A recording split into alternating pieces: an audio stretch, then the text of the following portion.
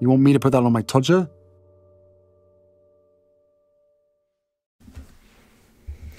This one's wife. Isn't it about time this ended?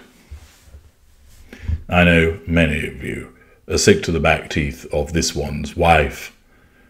You're fed up of seeing that rictus grin, the narcissist smirk. You're fed up of reading about the latest attempt to reinvent herself.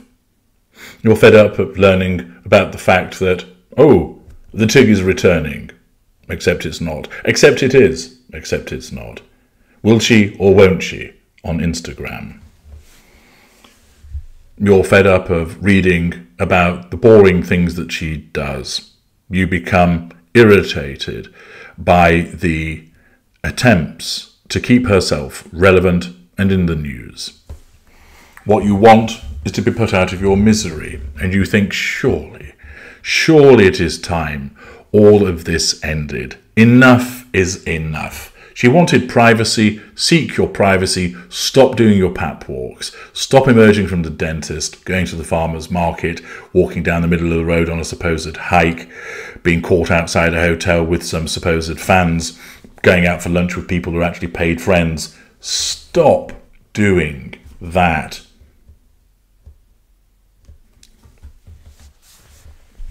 You want it to end because you're sick of the thirst that she exhibits for the fuel, and that there are so many people that still continue to facilitate that.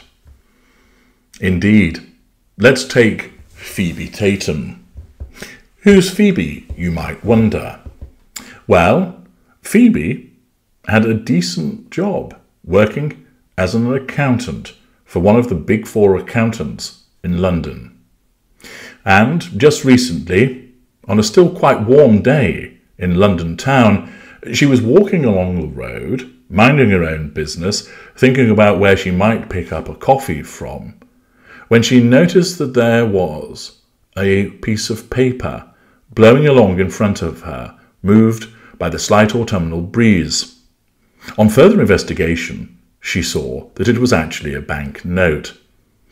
Given that London is an expensive place to live and the cost of living squeeze, she was moved to investigate further to determine whether this was a little windfall that would perhaps pay for her coffee. She could see from the colouring that this wasn't a £10 note or a £20 note, but in fact a £50 note. There was a slight surge of excitement for Phoebe as she scurried forward, looking left and right to see if anybody else had noticed this prize. They had not. The note skipped its way into an alleyway, and therefore she moved quicker to ensure that she didn't lose sight of it. Away from the hustle and bustle of the buses and the cars and the people on the main street, she entered the alleyway, and there, unmoving, was the red-pink note. "I have you now," she uttered, in the terms of Darth Vader, one of her favourite characters from one of her favourite films, as Phoebe leant down to extract the note and place it in her pocket with a smile of contentment.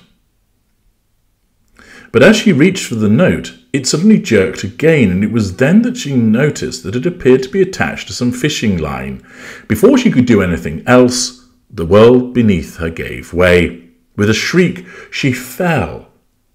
But the noise of her alarm was cut off instantaneously, as she then found herself sliding down into the underworld beneath the flagstones and tarmac of London. Shrieking, she went through the darkness until she suddenly exited into a dimly lit room, landing on a soft landing. Out of nowhere, arms grabbed her from either side. "Let me go!" she shouted, as she looked to her left to see the rubbery face of Sean Bean, and then to the right, the rubbery face of Billy Connelly.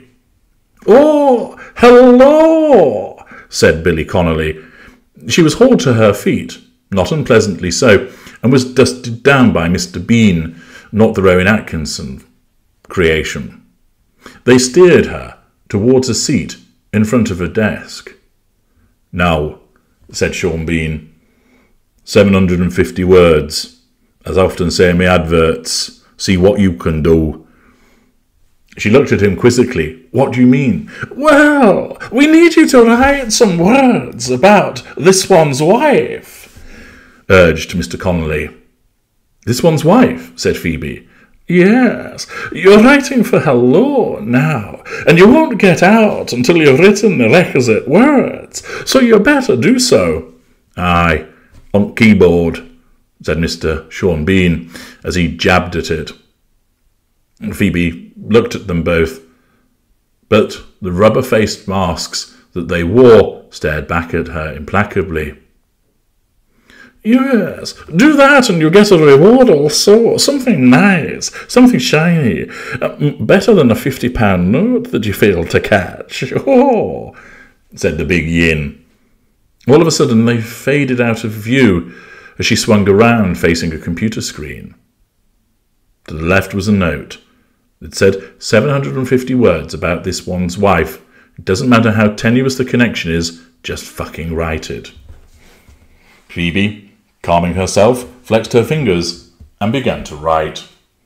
And thus, Hello has originated with another ridiculous story, and it is time that this kind of nonsense ended, because as a further attempt for this one's wife to remain relevant, we have another barrel-scraping puff piece. Take this in. When it comes to sleep schedules, I'm a bona fide night owl through and through. Early morning alarms give me the heebie-jeebies, and the idea of hitting the gym at 6 a.m. genuinely fills me with terror, writes Phoebe Tatum. So when I heard about the infamous 5 a.m. club favoured by the likes of this one's wife, Michelle Obama and Jennifer Aniston, I winced at the concept. Yes, in order to make mention of this one's wife, it's being linked to time, the time that she gets up. Can you believe how desperate she is to ensure that she continues to be written about? Of course you can. Suits, have to get that in there. Suits actress This One's Wife has long waxed lyrical about her early morning regime. During the heyday of her lifestyle blog, the Tig, the mother of two, penned an ode to her 4:30 a.m. wake-up call, describing the early hours as a vital time that sets the tone for our day ahead. Former First Lady of the United States, Michelle Obama, is also a stickler for a 4:30 a.m. alarm. During a candid chat with Prevention magazine, the author spoke about the ways in which motherhood had shifted her morning routine. So I started getting up at 4:30 in the morning and going to the gym, she explained. With exercising, the more you do it, the more you get into it. Interestingly, this one's wife's divisive routine is somewhat reminiscent of bygone sleeping habits. According to Professor A. Roger Kirch, our pre-industrial ancestors were accustomed to a phenomenon called biphasic sleeping. In lieu of one single compressed sleep favoured by modern society, people would enjoy two sleeping periods, one at sundown and one at dawn. These split segments of sleep opened up new windows of opportunity for socialising, performing chores, prayer and physical intimacy.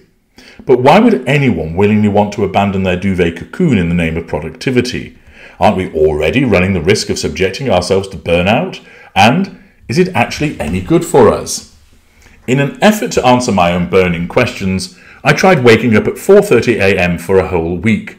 Keep scrolling to find out whether my puffy eyes got that extra bit puffier or whether I quickly shapeshifted into an early bird a la This One's Wife. During the process, sleep expert Lucy Shrimpton was on hand to offer some crucial nuggets of advice. Now, I'm not going to bore you with the diary of the week of this individual, but her final verdict is, while the week got off to a good start, I did struggle to maintain This One's Wife's early morning routine. As someone who generally struggles to fall asleep in the first place, I rarely woke up feeling fully refreshed and energised. There was something quite nice about savouring those quiet moments before the rush of the day, but I've come to the conclusion that I'd rather spend longer in the evening unwinding with a few skincare treats and some stellar TV. If you've got your nighttime routine nailed, then this might be a good one to try. But if, like me, you're a nocturnal night owl, then I'd perhaps steer clear from those 4:30 a.m. alarms. Well, absolutely fascinating. I'm sure you will agree that Hello has to resort to talking about time and linking it to this one's wife. That in order to ensure that there is another PR puff piece about this one's wife, it's linked to getting up early, because that's what this one's wife does. Lord knows why. It's not like she does anything, but of course, at the time, she did it because she wanted to demonstrate to the world, look at me, I'm a go-getter, I get up early. And rather than just get on with some tasks, she of course needed to let the world know that she was up and about. That's why staff would receive emails at 5 a.m. She has no emotional empathy for them. The fact that they might be asleep, the fact that they perhaps might have just got up and are enjoying a cup of tea. It's go, go, go, go, go. I'm up, you're up. Look at me. I'm awake. I'm brilliant. I'm a machine. And therefore she needs the world to know. I remember an individual that I knew a number of years ago who was a bit of a sad twat, and he would go into his office on a Sunday. Whilst everybody else was enjoying their leisure time, he would go in on a Sunday and would make a habit of sending emails about things that were fairly irrelevant, but it was all because he needed people to know that he was there, that he was working. His narcissism, for he was one, compelled him to assert control over people by showing off as to how dedicated he was. Unfortunately for him, most people just thought, you're a sad wanker, before getting back to having a Sunday afternoon beer whilst watching the football. This one's wife similarly needs to assert control over people by getting up early and letting everybody know that she is up early. But here, the use of time is being utilised for her in order to pump out another PR puff piece. And hence, it really does raise the question, isn't it about time this kind of bollocks ended? I'm HG Tudor. Thank you for listening.